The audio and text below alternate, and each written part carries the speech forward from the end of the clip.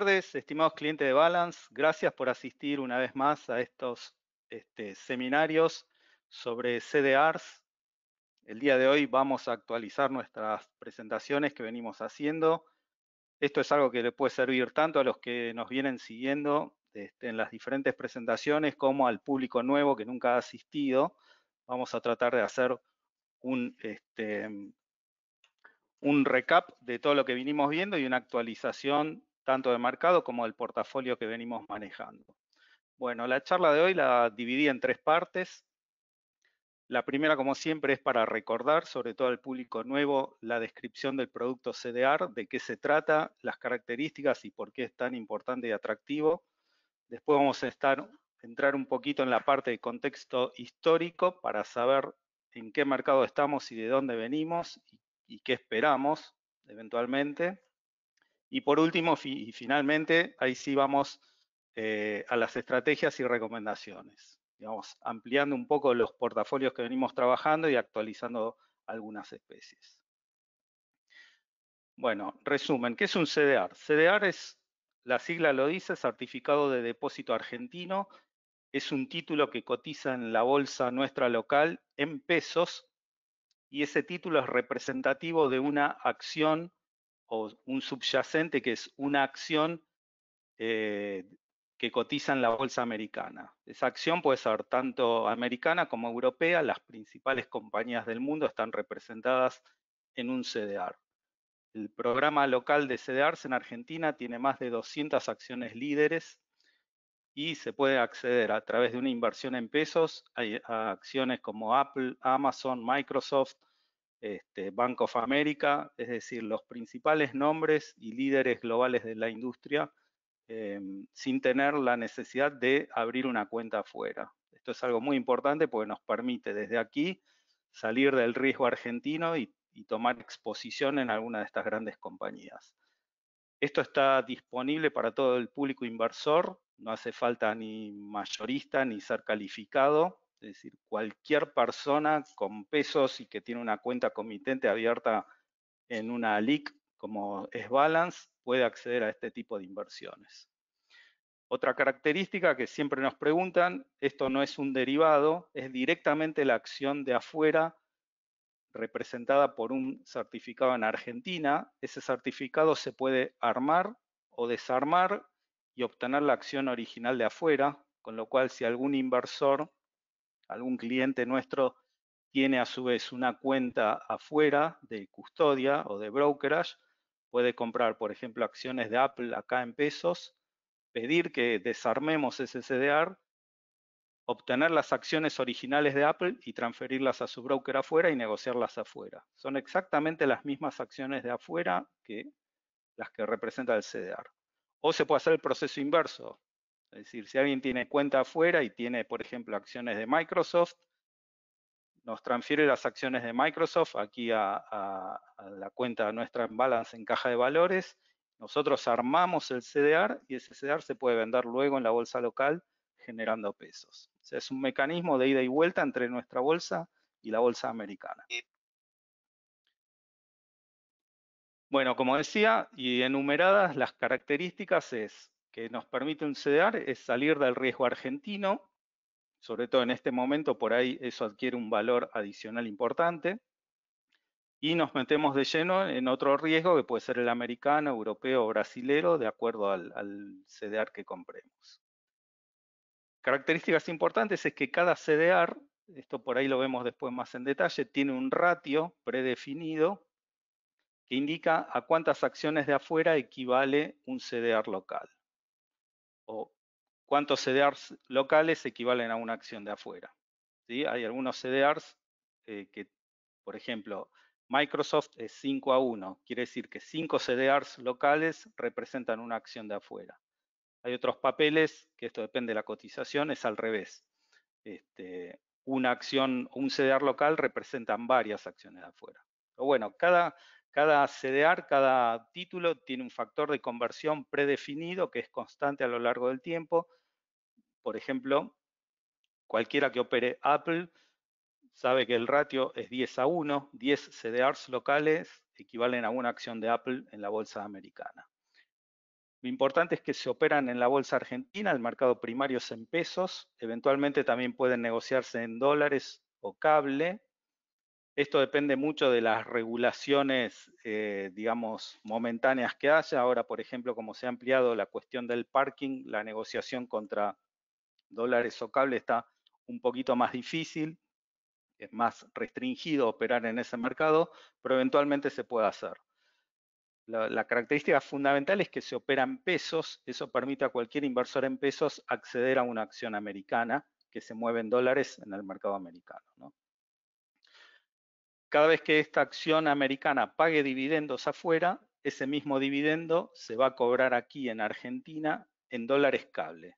No es que se transforma a pesos a ningún tipo de cambio, es decir, cada CDR va a tener su dividendo en dólares acreditado en dólares, lo que se llama dólar cable, que es un dólar depositado en un banco en Nueva York porque las empresas lo pagan afuera.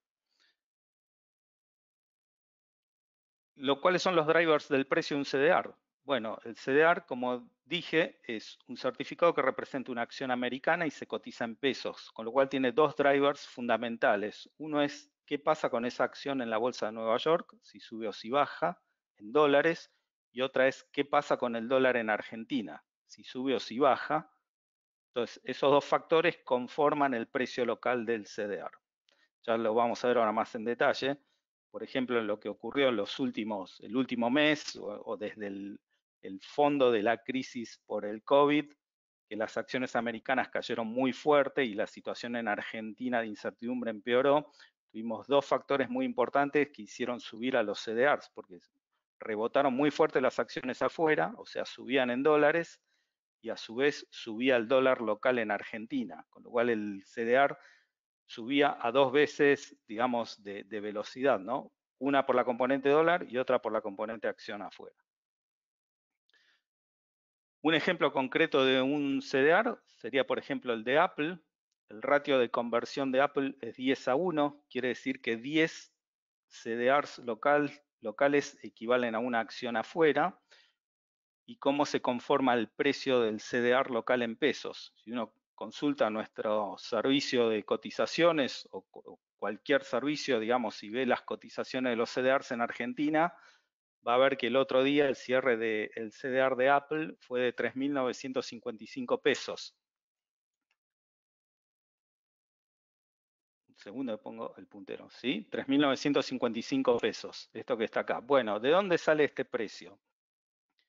Ese mismo día, digamos, esto cotiza real time con la cotización de la acción afuera, ¿no? Entonces, cuando se mueve la acción afuera, lógicamente se va a mover acá, va a haber alguien que va a tratar de aprovechar ese movimiento y va a ir comprando o vendiendo, y por eso hay una relación paralela entre lo que cotiza afuera y lo que cotiza acá.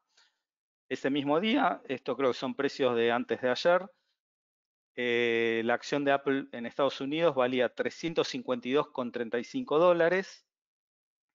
Como la relación es 10:1, ¿sí?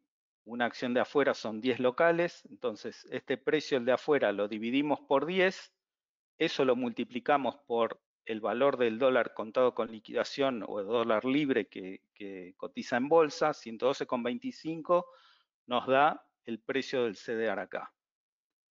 Entonces, esta es una cuenta de ida y vuelta, es decir, uno acá puede despejar la incógnita que quiere, puede ser hacer al revés, por ejemplo, decir, bueno, ¿cuánto vale la acción de Apple afuera? 352,35.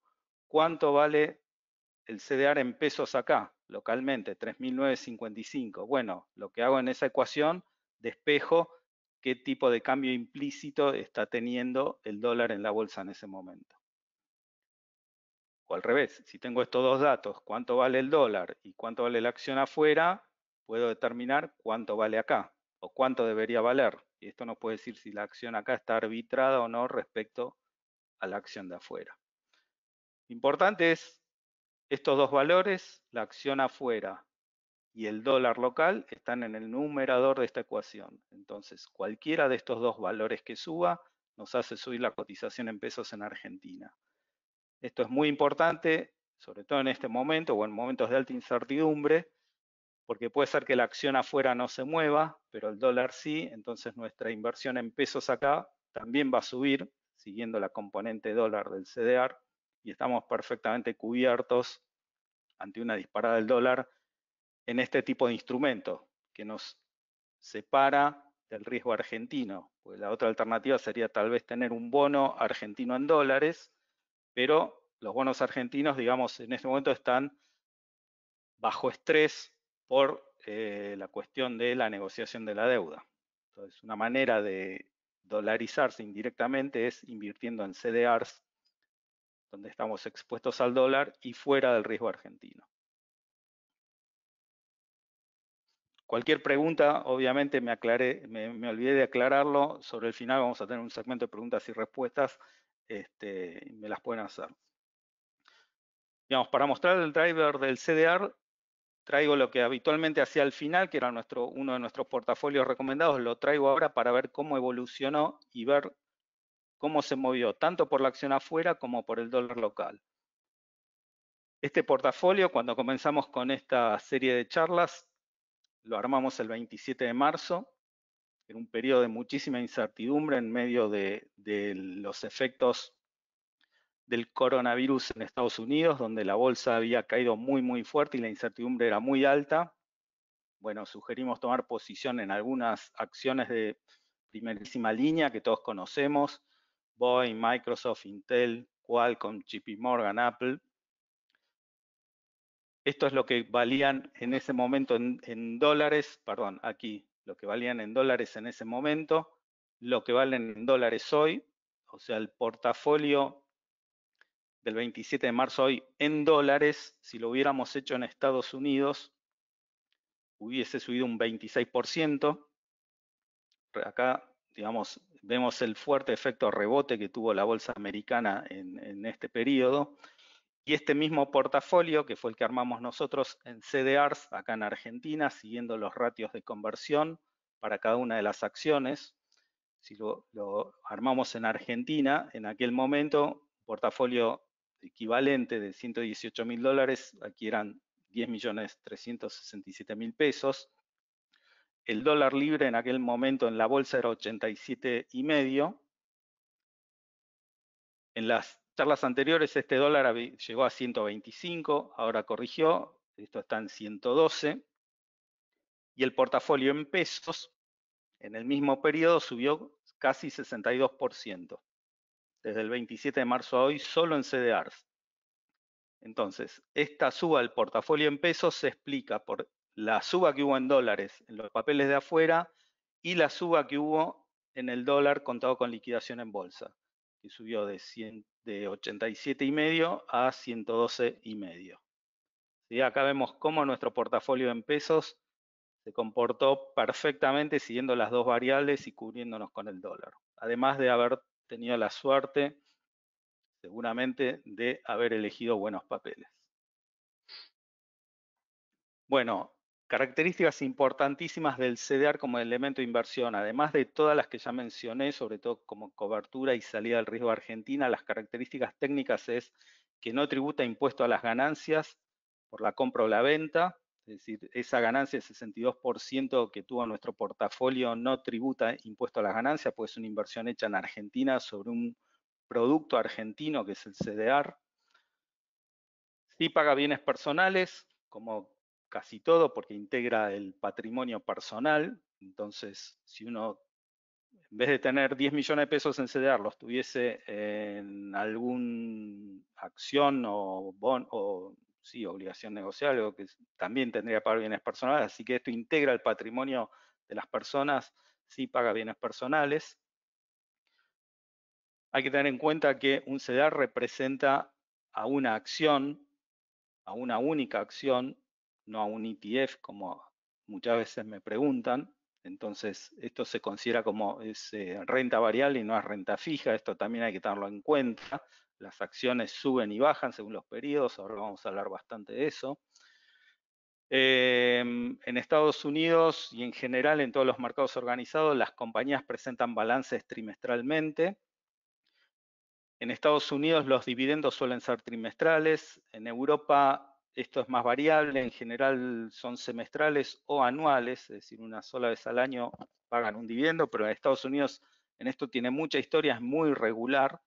Las compañías que pagan dividendos lo hacen trimestralmente. Ese dividendo se conoce casi con un año de anticipación. El directorio o en cada presentación de balance anual, el directorio anuncia cuál es el dividendo que va a pagar de ahí en más. Es muy raro que una compañía, una vez que anuncia dividendos, decida eliminarlos, digamos, es como una mala nota bastante grande, ¿no? Cobrar dividendos es un atractivo muy grande que tiene el inversor, y que una compañía los baje siempre denota que algún tipo de problema financiero de esa compañía está asumiendo. Ahora es un periodo donde algunas compañías, se entiende, han suspendido el dividendo, no quiere decir que lo hayan eliminado, pero se entiende por la situación que estamos atravesando. Otras, en cambio, lo han aumentado. Bueno, ahora vamos a presentar algunas. Como decía, los dividendos se cobran en dólares cable, perdón. Siempre hay que tener en cuenta que las inversiones en renta variable, como son las acciones, hay que mirarlas en el mediano plazo. Acá no existe compré hace una semana y el precio cayó. Eso es un hecho dado al momento de invertir en esto. Es decir, cualquiera que invierte en acciones, es imposible determinar el corto plazo que va a suceder. Entonces, estas no son lecturas que se hagan cada semana o cada 15 días. Las compañías tienen un tiempo de maduración, los negocios tienen un tiempo de maduración, y sobre todo en un contexto como este, estamos ante una incertidumbre muy grande que no sabemos cuál va a ser el outcome, la salida de esto y el desarrollo. Podemos intuir que algunas compañías tienen mejor oportunidad de manejar esta crisis y de salir fortalecidas encima. Pero es incierto, digamos, los mercados están ante una incertidumbre bastante grande, también vamos a hablar de eso. Otra característica que afecta ahora en el corto plazo por la situación de estrés que vive la Argentina y la tensión cambiaria que hay, es el famoso tema del parking. Para los habituados a operar en la bolsa nuestra y tratar de acceder al mercado de dólares libre y demás, es una complicación bastante grande que se está dando. Bueno, los CDRs no tienen parking. Entonces, uno en pesos accede hoy a un producto que está directamente ligado al dólar afuera. No tiene que congelar esos pesos durante 5 días ni nada. Y hoy puede comprar un CDR y venderlo mañana en la misma moneda, ¿no? En pesos. Pero si el dólar en el camino ha subido, ese CDR valdrá más. Los CDRs más conocidos de las compañías más grandes obviamente tienen un mercado natural. Todos los días hay negocios en Apple, Microsoft, JP Morgan, en pesos. No hace falta llamar a la mesa y pedir una cotización especial porque todo el tiempo hay cotización para eso. De los 200 CDR listados que hay, obviamente los más líquidos serán los 50, 60 primeros que la mayoría del público conoce, grandes empresas mundiales. El resto por ahí no tiene un mercado fluido, pero eso no quiere decir que no se pueda operar. Es decir, todo papel que tenga una cotización afuera se puede operar acá, porque la mesa o cualquiera puede hacer ese arbitraje. Es decir, comprar afuera, ver qué vale el dólar libre en bolsa y poner un precio en pesos.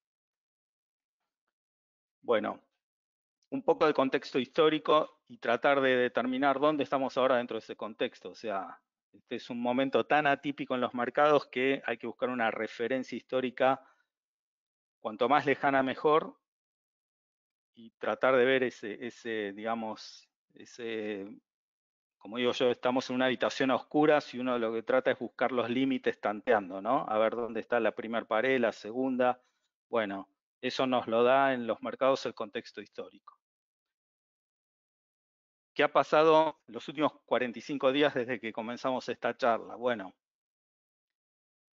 la pandemia parece, si no es que hay un rebrote, en algunos lugares parece que hay, es más leve, ¿no? Todavía está por verse, pero la pandemia parece que comienza a retroceder, sobre todo en el hemisferio norte. La llegada del verano puede ser un dato o no, eso no está claro, que verano e invierno tengan una influencia directa en la propagación del virus. Pero así como el hemisferio norte fue el primero en aparecer, también es el primero en desaparecer la pandemia. Las economías reales empiezan a reabrirse, a recuperarse. con protocolos de distanciamiento social y demás, pero digamos la normalidad se empieza a recuperar. Así como la pandemia fue de oriente a occidente, las reaperturas también empiezan a ser desde oriente hacia occidente. El factor muy fuerte que jugó en estos últimos 45 días y lo sigue haciendo, como decíamos en las charlas anteriores, semana a semana, es la Fed. La Reserva Federal sigue muy agresivamente monitoreando, interviniendo todo el mercado. Está dejando cada vez más en claro que va a hacer lo que haga falta, el tiempo que haga falta. Estas son casi palabras textuales de la Fed. Es decir, la Fed se propuso no permitir que este mercado caiga o se desarme por este tema. Recordamos acá el concepto de charlas anteriores, que después de la crisis de Lehman Brothers, la Fed entendió muy bien que no puede dejar bajo ningún aspecto dejar caer al sistema financiero, ¿no? El sistema financiero es como el corazón de cualquier sistema organizado mundial. Si se cae eso, cae el crédito y a partir de ahí es un dominó que voltea todo. La Fed dejó intuir que las tasas casi cero están para quedarse todo este año y seguramente gran parte del año que viene. La Fed está invitando a tomar riesgos. Esto también nosotros lo vemos como un riesgo en sí mismo, en el sentido de que el famoso Fed Put o la opción de venta que está dando la Fed a los inversores, como diciendo, señores, tomen riesgo, jueguen, que atrás de todos ustedes vamos a estar nosotros por si esto se cae, vamos a tomar las medidas que hagan falta para, para sostenerlo, ¿no? Es como la red de contención asegurada. Entonces, ese Fed Put es bastante peligroso también, implica un riesgo del moral hazard, un riesgo moral en el sentido de que, bueno, juego, total, si sale mal, alguien se va a hacer cargo de los costos. Todo esto y la pandemia tuvo derivaciones políticas de importancia. En el liderazgo mundial creo que queda claro que Merkel ganó mucho prestigio, tanto como manejó la entrada en pandemia como la salida y la racionalidad de las ayudas financieras o económicas que está dando, en el sentido de que no son a mansalva, son estrictamente las útiles y necesarias. Ese prestigio me parece que Trump lo está perdiendo, se lo ve perdido en la comunicación. Bueno, ya hablamos de eventos como desde tomar la bandina, demás, digamos, contradecir a su equipo médico en público. Se lo ve como un líder perdido con una estrategia de comunicación muy fallida. Este, se lo ve como alguien desesperado, que no sabe manejar la situación, ¿no? Los conflictos raciales en USA últimos también desnudaron esta fragilidad política de Trump. No tiene claro cómo es el mensaje que tiene que emitir en este tema. Es decir, se sigue enroscando en su propia decadencia. Me parece que las encuestas ya lo están dando perdedor, ¿no? Ahora deberían reelegir, ahora en octubre o noviembre creo que es. Y esta cercanía de las elecciones creo que hace que se ponga nervioso y hasta pueda exacerbar un poco todos estos efectos comunicacionales que tiene. Así que Estados Unidos está en este juego en las manos de un líder que me parece que es bastante peligroso para los mercados. Bueno, repetimos para tener claro dónde estamos. El Standard & Poor's los últimos 90 años, desde la crisis del 30, cada una de estas barras grises son las diferentes recesiones que tuvo Estados Unidos, cada una por diferentes temas: crisis del 30, salida de las guerras mundiales, toda, digamos, la era industrial de América. Lo que nos interesa y nos concentramos es en esta última parte, donde siempre decimos que en esta zona de acá es donde la humanidad empieza la era digital, por llamarlo de alguna forma. Es donde Internet empieza a salir de los laboratorios y baja al público. Se arman las primeras compañías, burbuja de las .com en el 2000, posterior caída, una mini recesión, se depura mucho el mercado de compañías buenas que van a quedar y compañías que desaparecen en el camino, pero no importa, la tecnología ya está creada, lo que falta son los jugadores para esa tecnología, la inteligencia, y cómo hacerla productiva y útil a la economía en general. Digamos, siempre recuerdo, la mayoría de las compañías que están acá, en esta parte de acá del mercado hoy, no existían 15 o 20 años atrás, es decir, no existían en esta parte. Creo que ninguna de las que estuvo acá, en la América industrial histórica, está hoy acá. O son muy pocas, o tienen muy poco porcentaje en el índice, deben ser las mínimas que, digamos, por ejemplo, un papel que seguimos bastante, General Electric, creo que es tan vieja como la Constitución americana. Esa compañía estuvo aquí y está hoy aquí tratando de subsistir, bueno, sigue estando.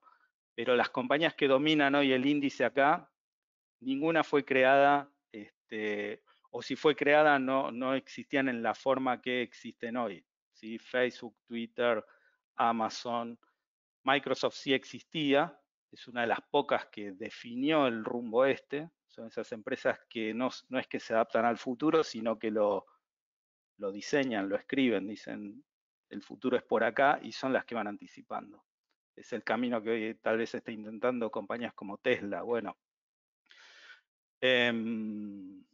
historia, volvemos. El primer iPhone, lo sorprendente es que se creó en el 2007, o sea, es un producto que no tiene más de 15 años de vida. Hasta acá Apple era una compañía de diseño gráfico, si uno quiere, digamos, ser un poco obtuso en la idea, pero era eso. El primer iPhone, digamos, lo que consiguió fue bajar la internet o hacerla móvil, unir lo que eran celulares con internet. Antes eran dos cosas distintas. Bueno, a partir del primer iPhone, la internet empezó a ser móvil y todo empezó a ir a través de un celular y toda la tecnología se desarrolló para favorecer ese concepto de internet móvil. Chips, pantallas de cristal, líquido, táctil, digamos, todo ese tipo de tecnología se creó a partir de eso, de tratar de hacer la internet móvil. Eso fue aquí. Aquí vino crisis de Lehman Brothers, nada que ver con tecnología, una crisis de crédito y de palanca, digamos, que se montó sobre créditos mal dados o mal evaluados, ¿no? Y a partir de aquí, bueno, la suba indiscriminada del mercado, si uno la ve, es prácticamente una línea recta. La internet móvil justamente es lo que permitió crear redes sociales, Facebook, Twitter, Google, la nube. ¿Sí? Internet ya deja de ser un lugar de escritorio y de salvar información en CDs o en DVDs para estar guardada en la nube. Todo eso es lo que define la economía de hoy. Otra cosa importante, esta es una escala lineal donde vemos cada 500 puntos está armado el eje y vemos esta suba que parece parabólica. La forma correcta para mí de ver esto es a través de una escala logarítmica, donde la escala logarítmica, digamos, lo que hace es poner las cosas en su valor real, ¿no? El trabajo de ir de 10 a 100, o sea, multiplicar por 10, es el mismo que implica de ir de 100 a 1000, multiplicar por 10. Sin embargo, uno acá sube 90 puntos y acá sube 900. Bueno, todas esas diferencias es lo que lo absorbe el cálculo logarítmico en la escala. Si uno ve, es el mismo gráfico, el mismo índice Standard & Poor's en escala lineal, 90 años de historia, y 90 años de historia en escala logarítmica, donde esta parabólica de los últimos años, en una escala logarítmica, se transforma en recta, y si uno ve, el Standard & Poor's, la inversión en acciones, en definitiva, que es de lo que estamos hablando, es una línea recta, una tendencia secular prácticamente alcista a lo largo de la historia. Las empresas generan riqueza, generan valor. Obviamente el índice siempre agrupa a las 500 más grandes, quiere decir que las empresas malas van desapareciendo del índice y se incorporan las nuevas.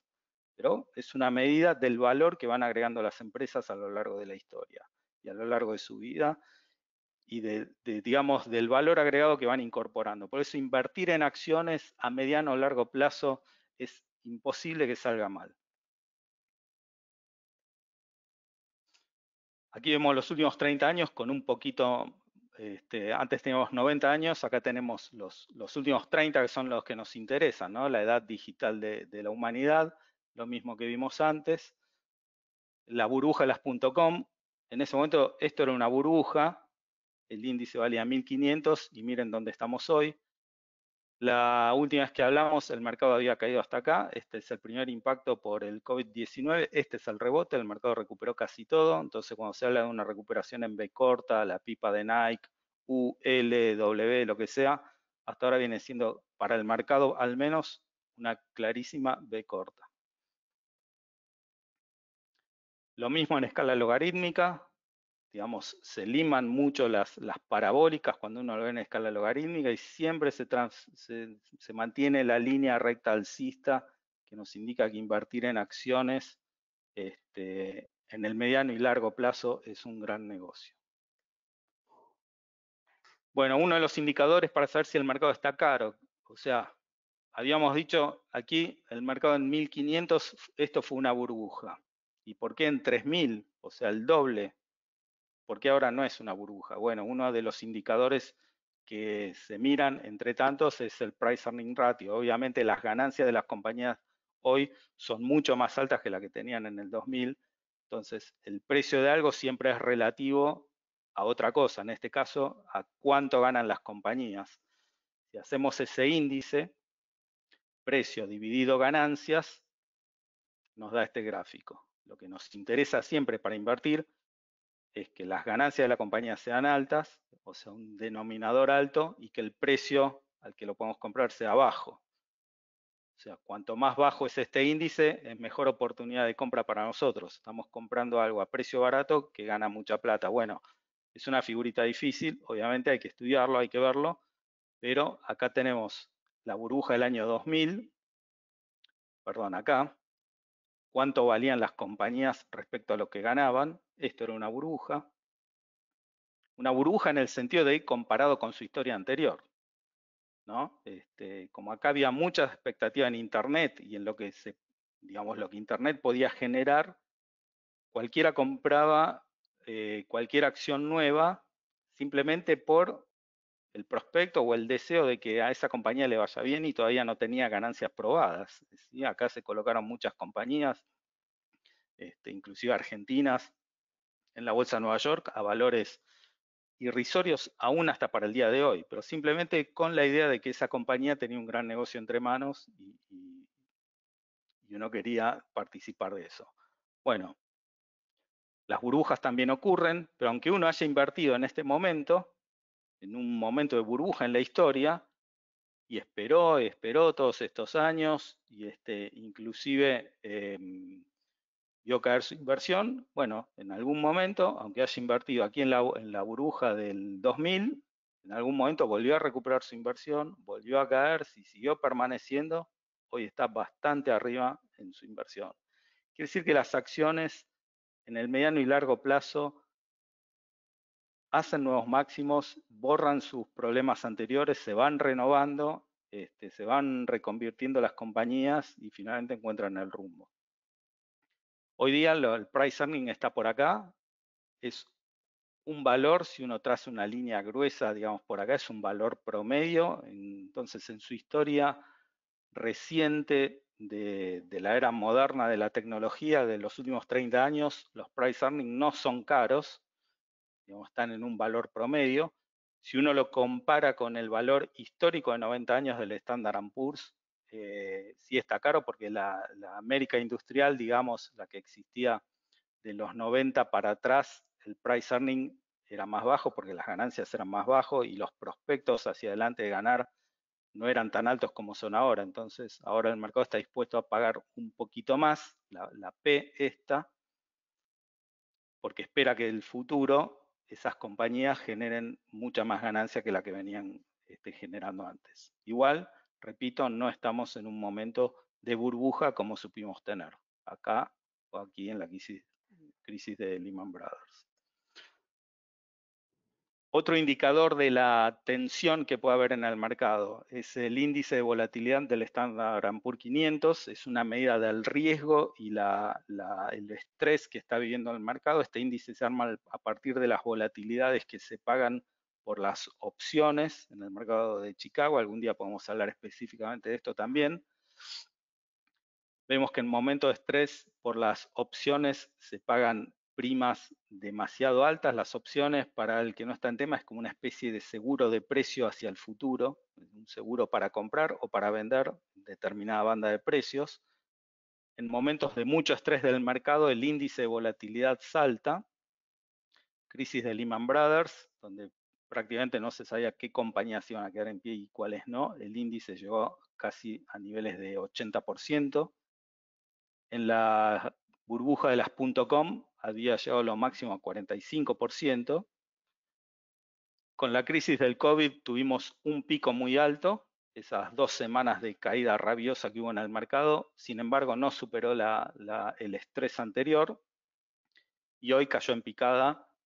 Todavía está alto, indicando que la incertidumbre no desapareció del todo, pero se ubica en valores, digamos que el promedio de un mercado tranquilo es por aquí, en niveles de 17-18%, y hoy está en niveles de 25%. Si bien es alta, digamos, perdió muchísimo valor de incertidumbre del mercado, podemos decir así.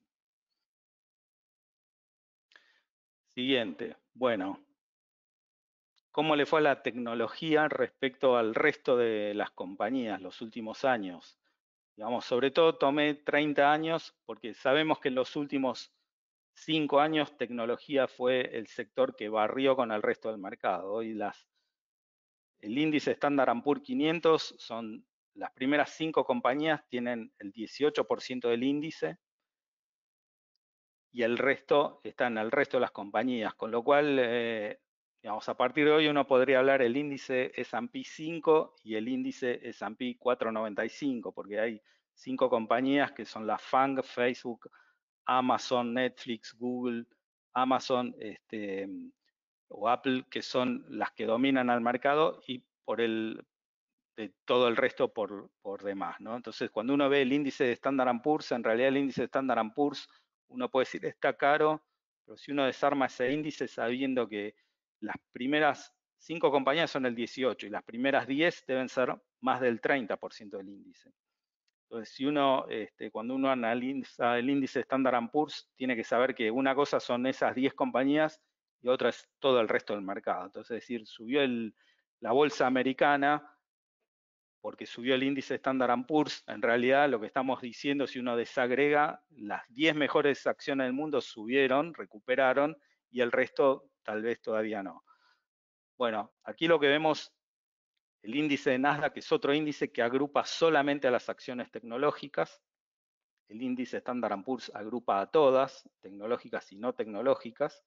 El índice Standard & Poor's se arma por tamaño de la compañía. Las compañías más grandes pesan más que las más chicas, no importa en el sector en que estén. El Nasdaq agrupa solo las tecnológicas. Aquí vemos desde el 90 hasta hoy, el comienzo de la era digital de la humanidad, por ponerle un nombre, digamos, lindo.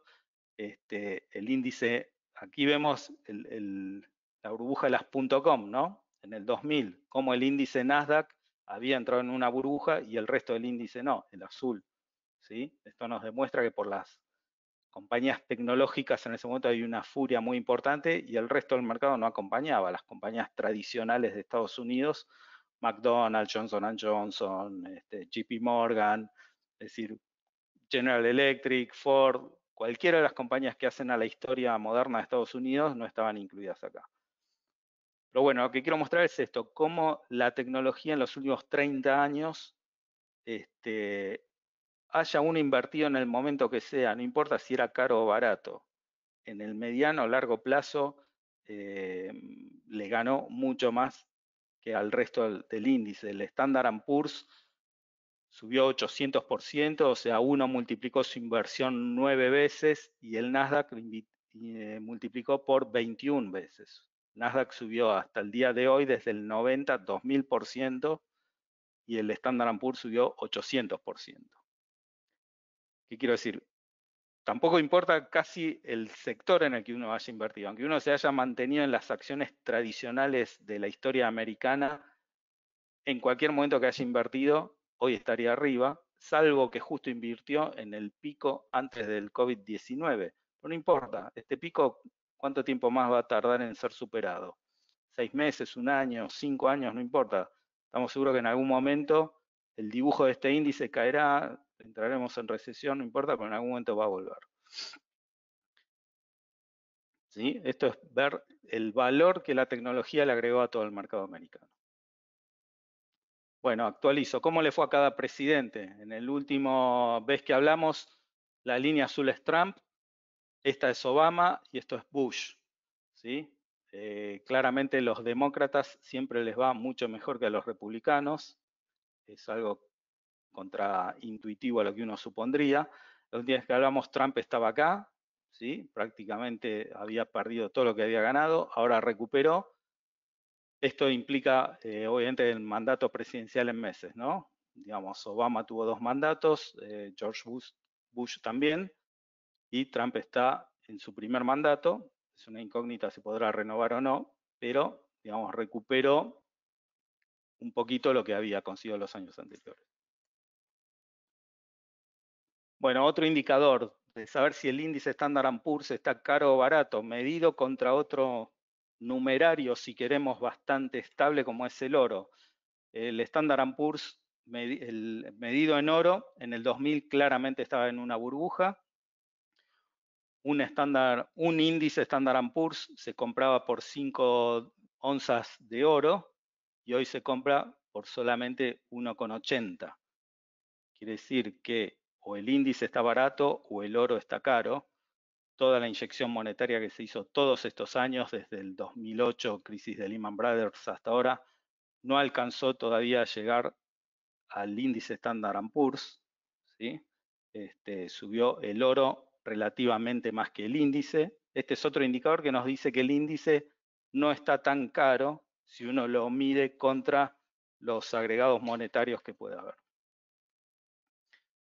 ¿Qué pasó en el corto plazo? Bueno, pico del mercado, crisis del COVID-19, caída vertical, meteórica, 44% prácticamente en 2 semanas perdió el índice. El rebote fue muy fuerte, ¿sí? B corta, clara B corta de rebote en el mercado financiero. Ojalá esto se traslade a la economía real. Hay indicadores que ya están sugiriendo que es así. Va a haber muchas idas y vueltas entre datos de desempleo, ganancias de compañías, retail sales que salió el otro día y salió bastante bien, una recuperación importante. Hoy estamos acá. Probablemente el mercado a partir de acá tienda a corregir un poco. Digamos, la pregunta es cuánto. El rebote fue muy fuerte. Todo el mercado que fue comprando esta suba en cualquier momento está disponible para venderlo acá. Eso es una cuestión a tener en cuenta también como un semáforo. En el año, el mercado puede decir que acá no pasó nada, ¿sí? O sea, tuvimos una suba y un rebote del 40% de punta a punta, pero en el mercado estamos en cero. ¿Sí? Prácticamente acá empezó el año, hoy estamos acá o acá, cayó un poquito. Pero digamos, uno puede decir que acá no pasó nada. Bueno, entramos directamente en actualizar un poco los portafolios y recomendaciones. Un poco les quiero transmitir el grado de confusión que tenemos todo lo que nos dedicamos a esto a partir de las noticias e información que vemos. Yo acá traje simplemente una muestra de esta semana nada más. Esto es todos los días y todas las semanas, noticias para todos lados. Por ejemplo, traje acá las más insólitas. Hay un analista que dice que el movimiento del mercado de este año tiene un paralelo, un paralelo ideal, digamos, con el año 2009. Entonces lo que nos espera de acá hacia adelante es una fuerte suba al mercado. Voy rápido a lo que fue el 2009. ¿Sí? 2009 estamos, esto es el price earning, perdón. 2009 estamos acá, estaríamos en este punto. Para este analista, la caída de este año es muy parecida a esta, con este rebote, así que de acá en más viene esto, una suba furiosa.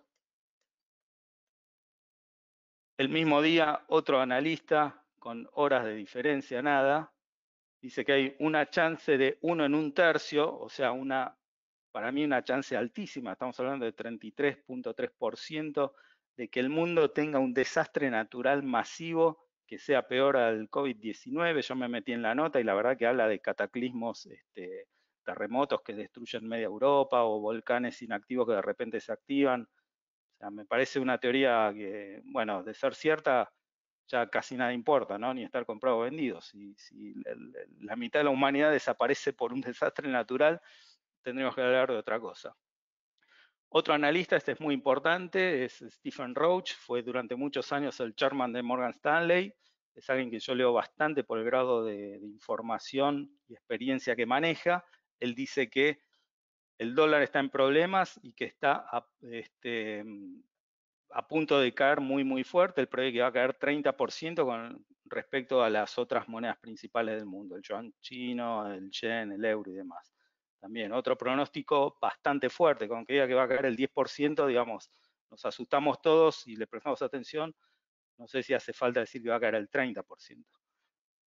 Pero bueno, todas noticias con horas de diferencia de personas muy relevantes en el mundo con mensajes contradictorios. Esta es la confusión que está viviendo hoy el mercado. Por último, Mohamed El Erayan, otro economista que sigo bastante, fue el CEO de PIMCO. Él cree que todavía no estamos, pero podemos entrar en lo que se llama mercados zombies. Digamos, el concepto de compañía zombie es bastante estudiado, son esas compañías que viven casi en estado vegetativo, restándole productividad a la economía. Son compañías que el dinero que generan apenas le permite pagar los intereses de la deuda que tienen. La deuda no la van a poder pagar nunca, la viven renovando. Y son compañías que subsisten solamente con eso. Eso es una compañía zombie. Él cree que estamos por entrar en un mercado zombie. Mercado zombie tiene un concepto más grande, que es un mercado que opera sin ningún tipo de parámetro, ni estructura, ni reconocimiento por las variables. Así que también hay que tener mucho cuidado con toda la información que estamos manejando, porque se hace imposible decir, no, acá no hay nadie que esté de acuerdo. Así como los médicos no tienen un pronóstico adecuado de dónde estamos y hacia dónde vamos y si sirve el barbijo o no y demás, las mismas contradicciones las tenemos en los analistas de mercado de altísimo estándar. Bueno, seguimos. Yo la verdad pensaba cambiar esto, pero no cambió nada en estos 45 días. Nuestra tesis de inversión sigue siendo exactamente lo mismo. Seguimos privilegiando el cash is king, no pelearse con la Fed, no ir en contra de la Fed, ni de la política de la Fed. La Fed está inyectando, entonces sosteniendo al mercado. Lo que no podemos, si no estamos de acuerdo, es jugar en contra de eso. Decir, bueno, nos corremos, que la Fed haga su trabajo y resultará o no, pero tratar de no pelearnos con la Fed. Entendemos que antes de volver a ser un mercado normal, primero se tiene que estabilizar. Estas movidas en B corta fuerte que hay, es como una pelota rebotando, ¿no? Sube, baja, va perdiendo energía en cada movimiento y finalmente se estabiliza en algún lugar. Creo que eso es lo que tiene que pasar en los mercados para decir, bueno, la situación se depuró, estamos en una situación normal y volvemos a lo que volvemos siempre, a analizar empresas, balances, tendencias, etcétera. Los próximos números van a seguir siendo horribles. Seguramente desde el lado del balance muchas compañías van a estar blanqueando toda esta situación de parate que tuvieron. Ojalá, si la economía se abre, esto fue un evento de un mes de mercados cerrados y de 1 o 2 trimestres en los balances y termina ahí. Ojalá sea así. Como decía antes, lo que se compró los últimos 15 días está en un 30% arriba. En cualquier momento esa gente tal vez decida salir.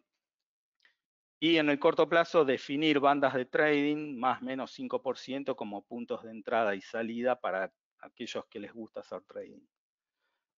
Bueno, algunos datos de la economía americana empiezan a rebotar. El desempleo recuperó bastantes números. El otro día salió retail sales, una suba del 17%. O sea, este es el número histórico de ventas minoristas, cómo va evolucionando. Nada, es un número que se mueve el 1 o 2%. Subió 17, casi 18%.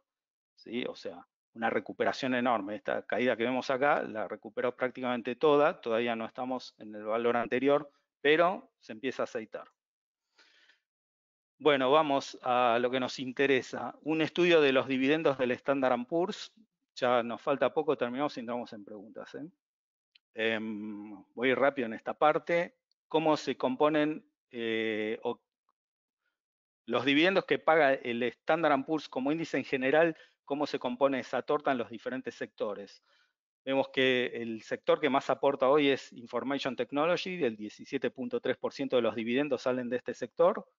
Después finanzas, o sea, bancos, y por último Consumer Staples, que estas son las compañías dirigidas al consumidor y que proveen esos productos que son de extrema necesidad y que es la última barrera que un consumidor decide cortar cuando, digamos, tiene un problema de ingresos, o sea, productos de higiene personal, alimentos, bebidas, tabaco está incluido ahí,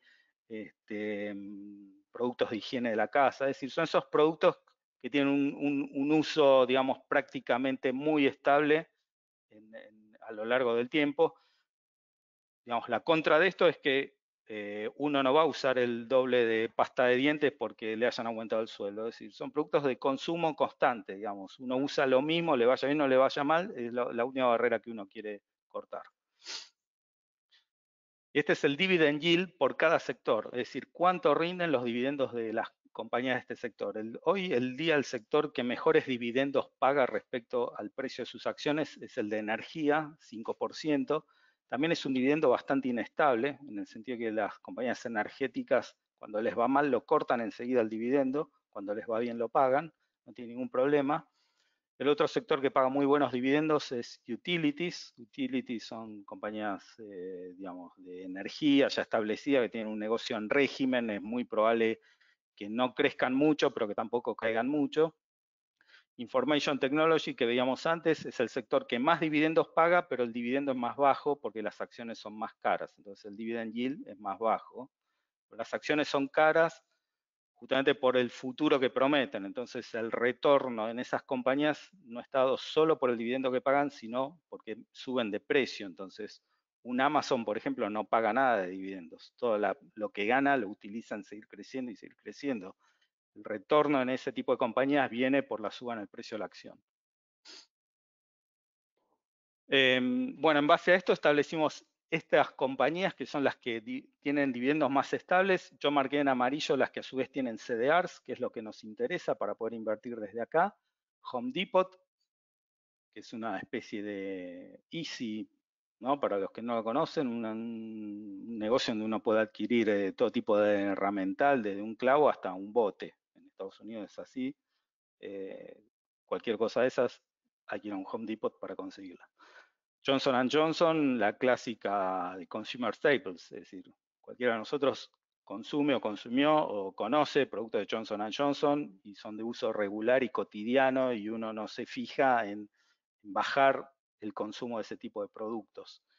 Un dividendo muy estable, es una de las compañías que hace 50 años de las históricas americanas que pagan dividendos y todos los años lo aumentan un poquito, de lo que se llama una de las compañías mariscal de los dividendos. Y todos los años todo el mundo sabe que Johnson & Johnson aumenta un poquito el dividendo que viene. Esto es histórico, una característica histórica de la compañía.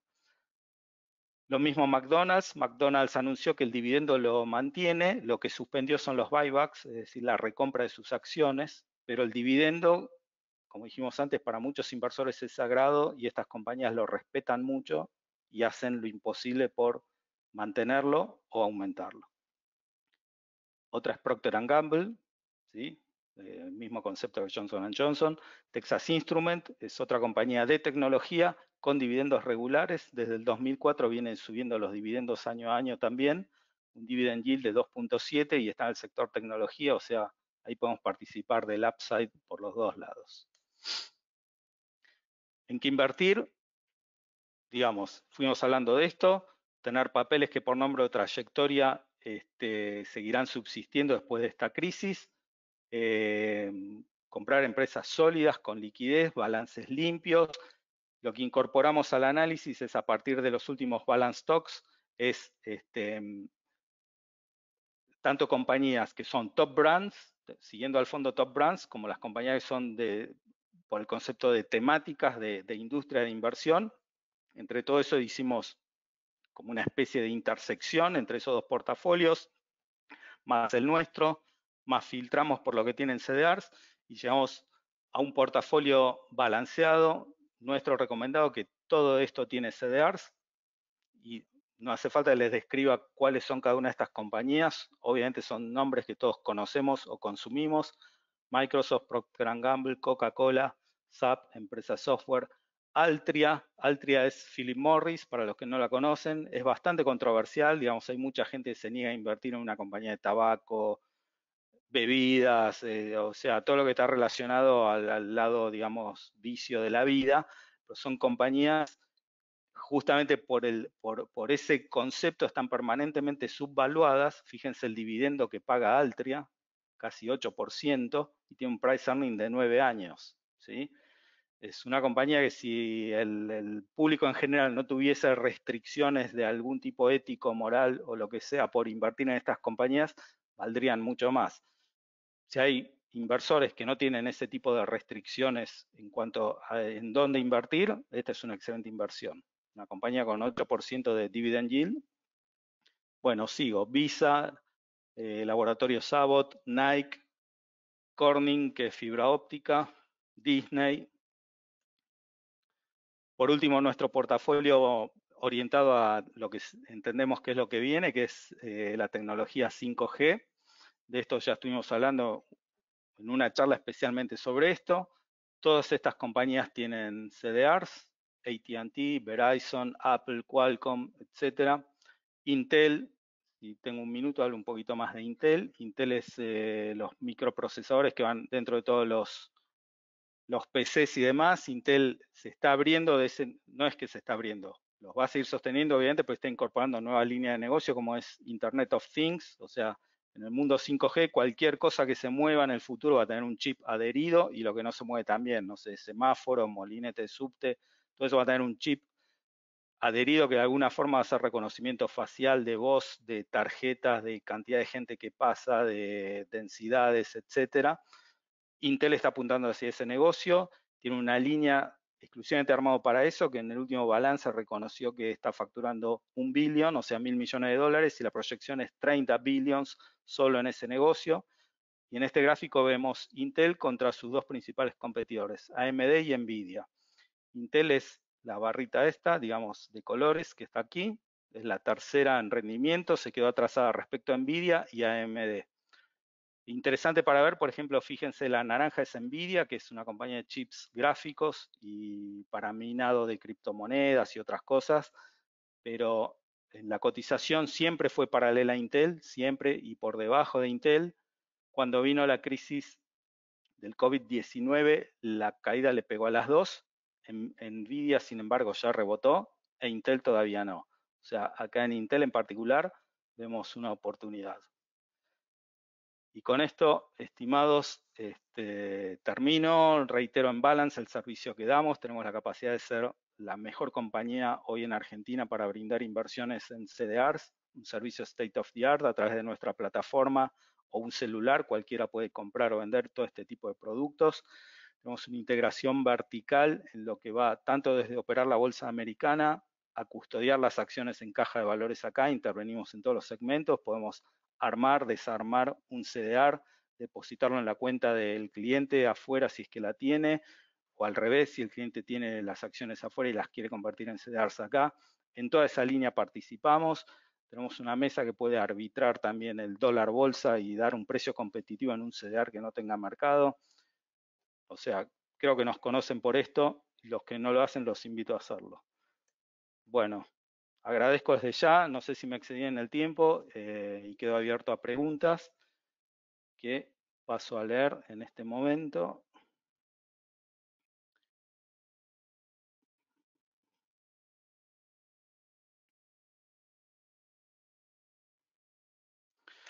Preguntas para aprender. ¿Cuál es el motivo de los ratios de conversión? ¿Por qué no son 1 a 1? Bueno, muy buena pregunta. La explicación de esto es, el programa CDRs se armó hace, no sé, 20 o 25 años. El sponsor inicial de esto fue el Deutsche Bank y en su momento definió los ratios. Creo que los ratios están armados en función de lo que cobra el banco por armar y desarmar las especies CDR y para que más o menos sea un número equivalente o parejo en cada acción. Es decir, acciones que valen más tienen un ratio más grande y acciones que valen menos tienen un ratio más chico. De forma que para el banco que interviene en esto, el banco sponsor, le dé lo mismo convertir un CDR que otro y que el mercado no esté especulando en eso con cuál me conviene más convertir. Obviamente después cada acción tuvo su precio y algunas se despegaron de otras, por ahí ese sería un factor a ver en algún momento, pero en su momento se estableció así y quedó así. La liquidación por venta de un CDR se acredita en mi cuenta comitente en pesos o en dólares. Si vendés contra pesos, en pesos, que es lo que generalmente sucede. Se puede operar contra dólares también, en ese caso se acreditaría en dólares. ¿Los CDRs tienen parking? No, esto lo hablamos durante la charla, no tienen parking. ¿Cuáles son las acciones que pagan dividendos? ¿Dónde puedo obtener esa información? Bueno, esa información es pública para cada una de las compañías, tienen un dividendo anunciado con bastante antelación. La puedes consultar en cualquier página de finanzas, Yahoo Finance, pones el ticker de la compañía y te dice exactamente qué fecha y qué dividendo paga, o entras en la propia página de la compañía y te lo dice, y si no, nos llamás y te lo decimos nosotros. ¿Dónde se acreditan los dividendos? Se acreditan en dólares en la cuenta cable, en este caso de balance, y queda discriminado en tu posición en balance como los dólares que recibiste por la compañía. Preguntas, a ver, estrategia. Considerando la crisis en aeronavegación, ¿cuál es la causa por la que recomiendan Boeing? Bueno, en su momento Boeing, digamos, teníamos la idea y seguimos teniendo de invertir en compañías que son número 1 o número 2 de su sector. Boeing claramente lo es. Boeing había tenido una caída muy abrupta, estaba al 80% de su valor máximo, entonces en su momento lo presentamos como una inversión, digamos, un poco especulativa y jugar al rebote que se dio eventualmente.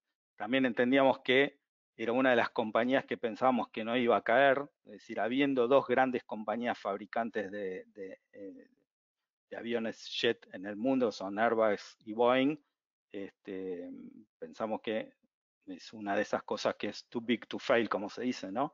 Alguien en algún momento iba a plantear rescatarla o darle una ayuda, como finalmente ocurrió. Bueno, no fue bien con eso. El valor de oro es alto y el valor de mineras como Barrick Gold están planchadas. Porque, bueno, digamos, una cosa es el commodity y otra las compañías que explotan ese commodity. Si bien hay una relación lineal, tampoco es directa en el tiempo, es decir, no es tic a tic, un día sube el oro, un día sube Barrick Gold. El management de las compañías lleva un tiempo a desarrollar la línea de negocios y eso se va a ir viendo en los futuros trimestrales. El precio del oro vos lo ves todos los días en pantalla, sube, baja y demás, y la información que hace a las compañías que interesa son los balances trimestrales, lo ves cada 3 meses. Entonces, digamos, uno acá puede tirar una línea de más largo plazo y ver la correlación que hay, nunca va a ser en el día a día, obviamente.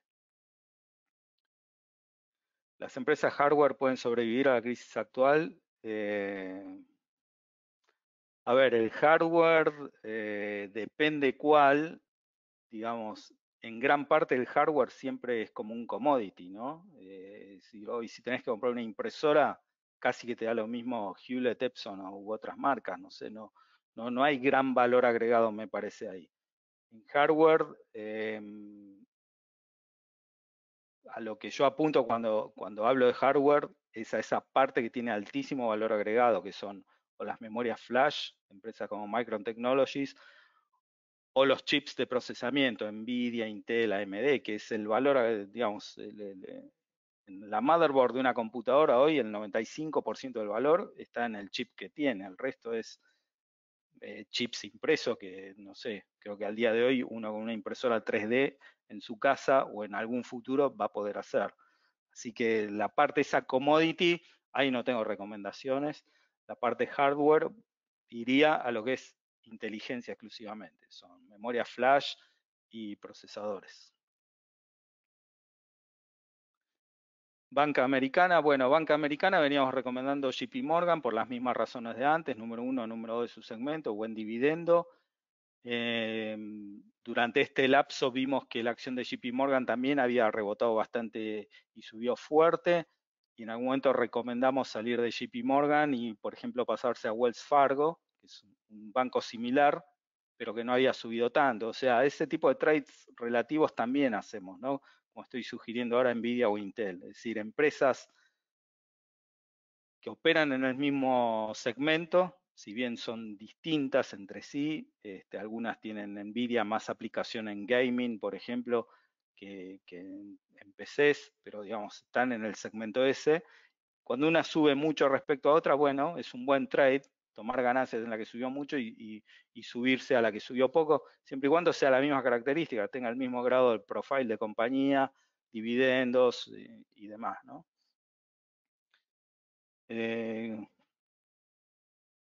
posible armar un CDR que siga el valor del S&P 500? A ver, como dije, el S&P 500, las primeras 5 compañías, creo que es el 20% del índice. Y esas 5 primeras compañías tienen CDRs, con lo cual, adquiriendo 5 CDRs, estarías copiando bastante bien al índice Standard & Poor's 500, que básicamente se mueve por esas 5 compañías. Hoy día, como dije antes, por ahí habría que dividir el S&P 5 y el S&P 495.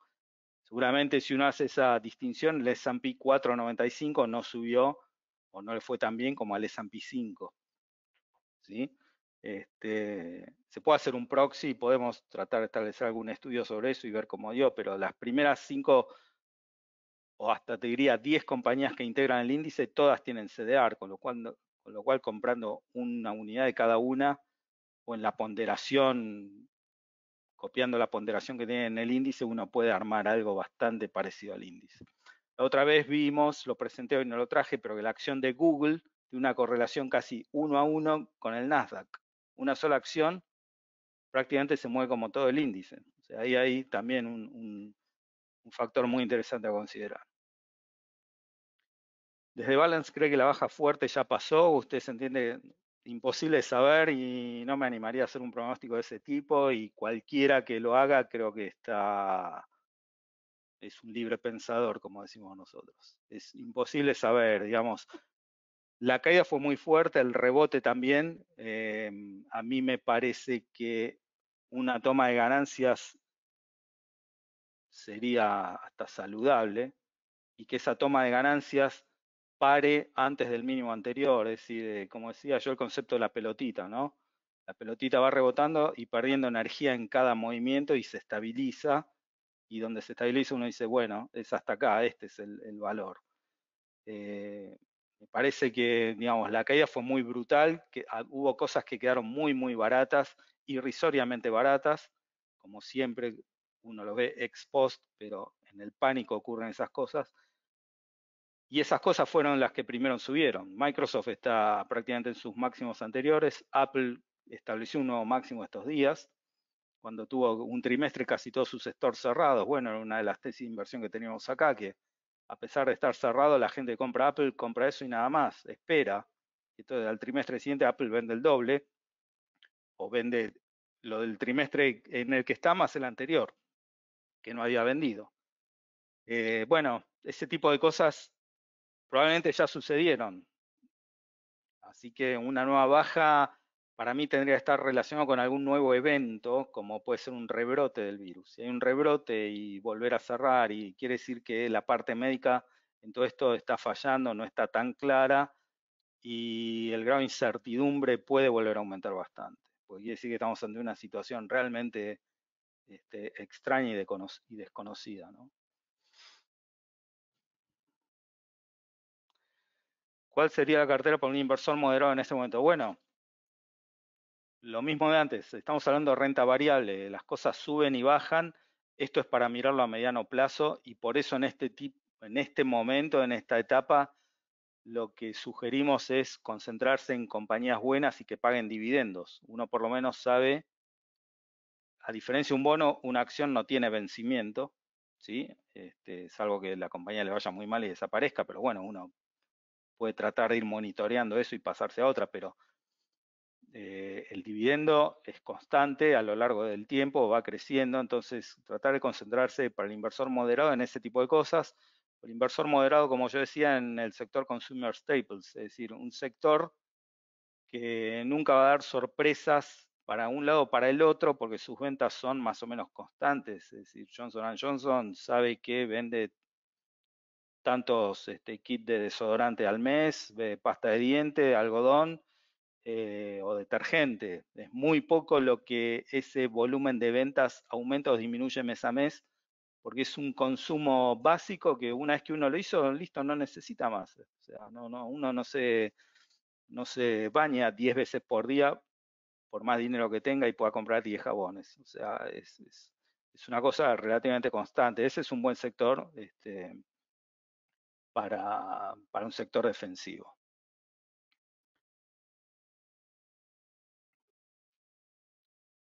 Bueno, toda esta charla creo que va a estar disponible en nuestras redes sociales, la pueden seguir ahí. Vamos cerrando con últimas dos preguntas. A ver, los dividendos se pagan en dólar cable, ¿cómo los paso a pesos? Bueno, esa es una operación sencilla. Hay varios mecanismos para pasarlo a pesos. Hoy esa operación requiere parking 5 días. Digamos, habitualmente lo que se hace es, con ese cable se compra un bono que cotiza en cable, por ejemplo hay 24C, y se vende al mismo momento, o si hay parking a los 5 días, como hay 24 pesos. Entonces, se te fue el cable que tenías en cuenta y te entran pesos.